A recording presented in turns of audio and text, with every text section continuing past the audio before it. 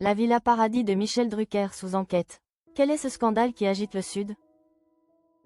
La Villa de la Discorde, Michel Drucker et sa renaissance provençale au cœur d'une bataille judiciaire épique pour la défense des Alpilles.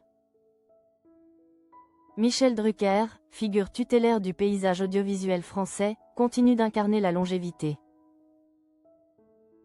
et la passion sur le petit écran avec son émission iconique, Vivement Dimanche. Ce dimanche 9 novembre 2025, l'animateur vedette, malgré une santé fragile mais retrouvée, a une fois de plus accueilli un parterre d'invités prestigieux, dont l'incontournable Frédéric François et la pétillante Laurence Boccolini, confirmant son statut d'ancrage télévisuel. Cependant, l'homme de télévision, qui cherche le réconfort loin des plateaux, a vu son havre de paix provençal se transformer en un champ de bataille judiciaire et médiatique.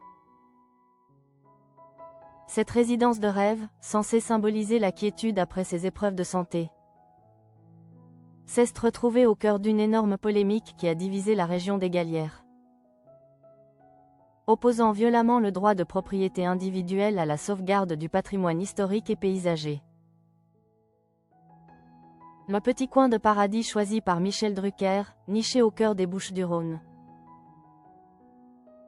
est devenu, contre toute attente, la source d'un véritable bras de fer légal et associatif. Selon les révélations convergentes des médias comme Planète.fr et Pleine Vie,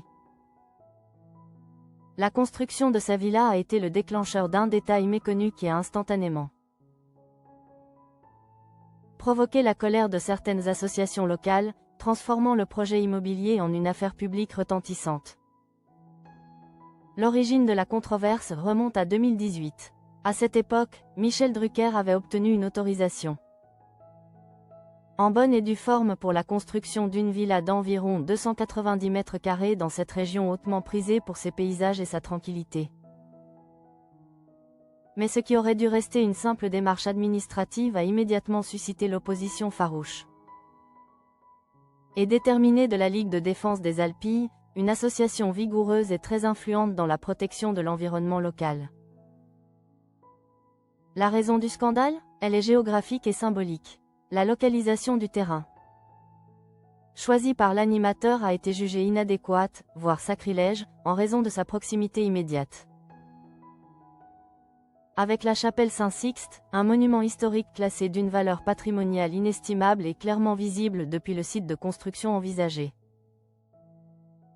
Selon les arguments implacables de l'Association provençale, l'édification d'une villa moderne, même de taille modeste, risquait irrémédiablement d'altérer le paysage historique, de rompre l'harmonie visuelle des Alpilles et, par conséquent, de nuire à la sauvegarde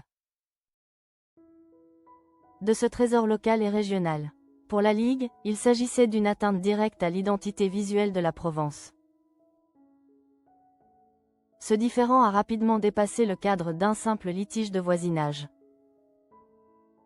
Il s'est transformé en une véritable affaire publique, nourrissant un débat passionné et complexe qui a opposé frontalement deux principes fondamentaux, la protection du patrimoine historique et paysager face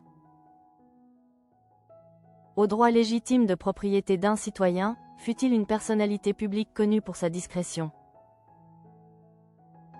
L'image calme de Drucker contrastait violemment avec la ferveur et la détermination militante des défenseurs des Alpilles.